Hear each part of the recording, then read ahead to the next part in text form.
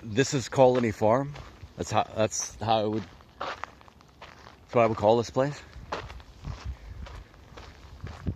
And I went into the gardens, and they looked lush and beautiful and huge to me. I guess you just sign up and pay your $80, and when the spot comes available, you get it. But I had to delete that video for reasons that I'd rather not explain. Anyway, it's deleted. I deleted it.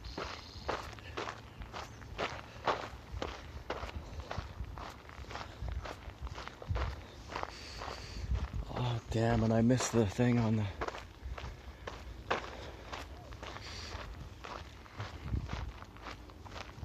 Yeah. A little bagged here, I guess.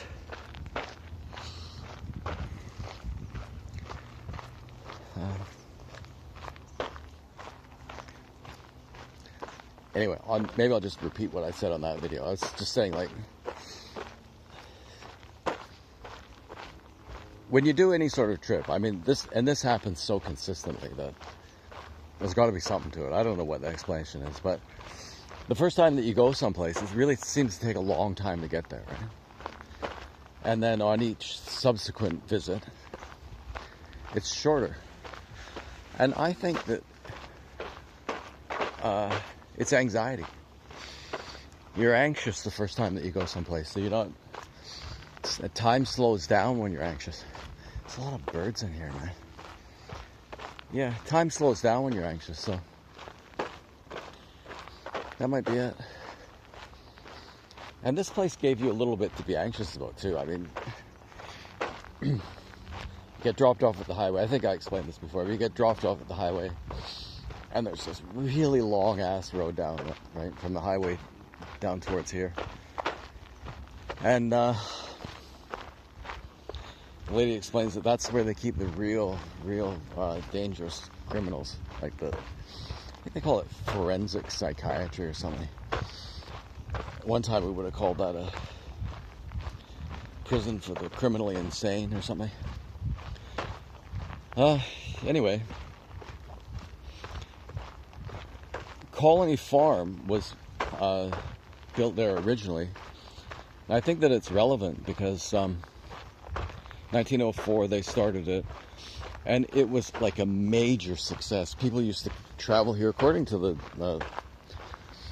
sign anyway. People would travel here from all over Canada, the United States, even, you know, people would visit from around the world because it was such a fantastic farm. Clydesdale horses and some kind of beef. And it was the work was done by patients in the psychiatric hospital. Ooh, that's not a bear, is it?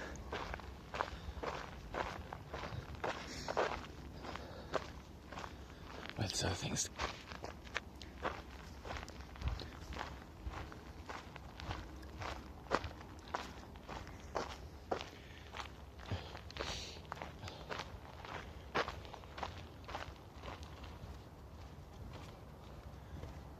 Probably a frog. What the fuck is that sound?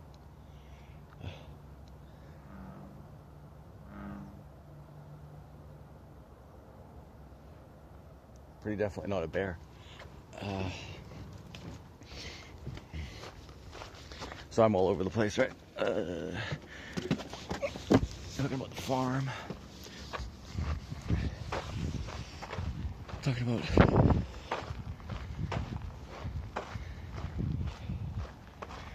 anxieties related to travel.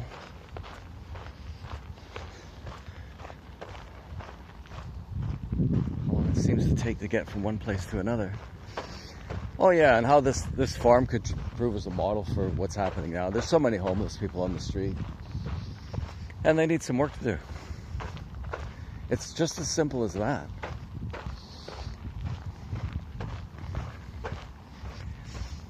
They need some kind of work to do. And they've demonstrated the fact that they're really tough people, and they demonstrate that by the way they live. Like, let's give them some credit. They're tough.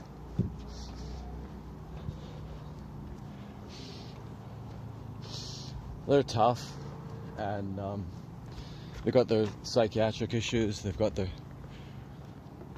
drug addiction problems.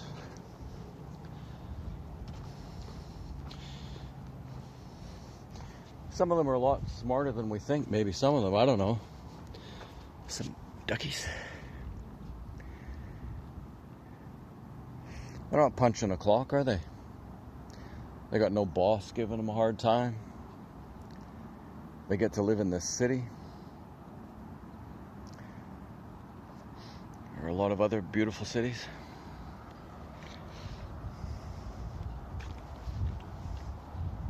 They should just be contributing something.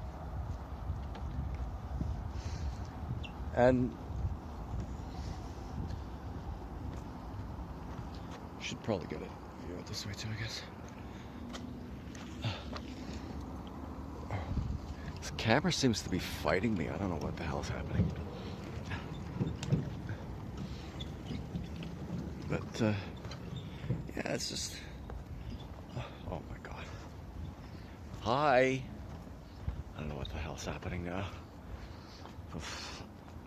Sorry. What the hell? Oh my god.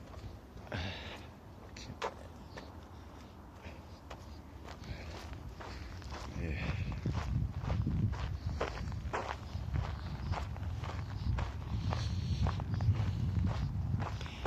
And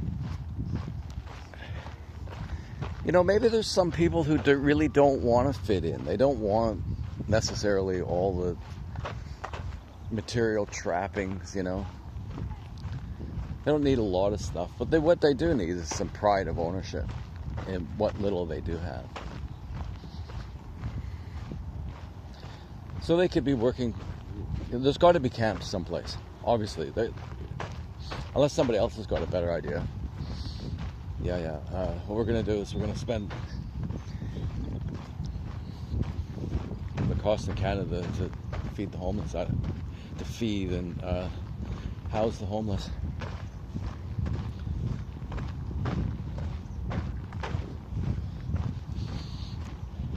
Like, nobody else gets free housing, do they? But, you know, in the spring, summer, and fall, if you got a nice tent, they're camping, right? Like, I've met quite a few people, and I shouldn't say quite a few. I can only think of two right off the bat. But there's one homeless guy I met out in Burnaby Lake, and he had all his fishing gear and everything. He's, you know, whatever, had some sort of bus pass from the government, whatever. And he was just coming there to catch fish. I don't know if that's illegal or not legal or what, but that's what he was doing. He was going fishing. And so I asked him where he was going to sleep that night, and he said, I just sleep rough. I sleep outside. And I go, wow. And he said, well, yeah, and I'm very well equipped. He had a bag with him. It wasn't that big a bag, but he said, yeah, I've got enough in here to keep me comfortable. I'm free, I roam around. Maybe there's people who want to live like that. They don't need a apartment. They can live in a tent half the year. It's a lot of space.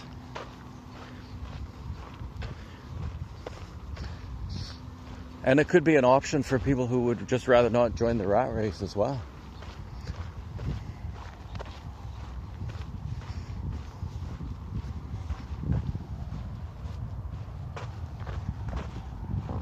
Uh-oh.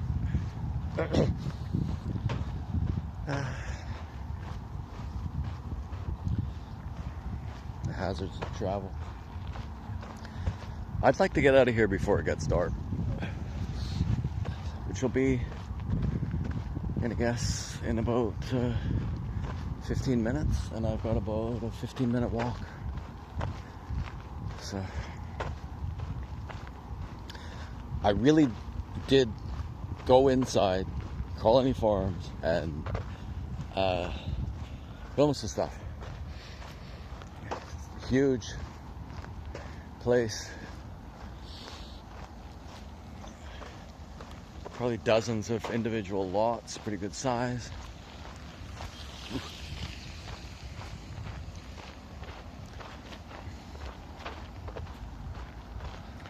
But no, I had to delete that.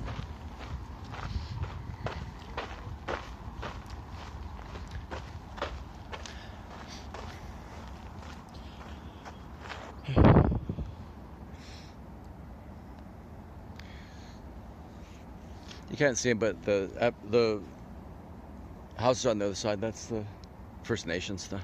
Well, what happens? Let's do with this a bit. See what that does. I'd forgotten to do that today.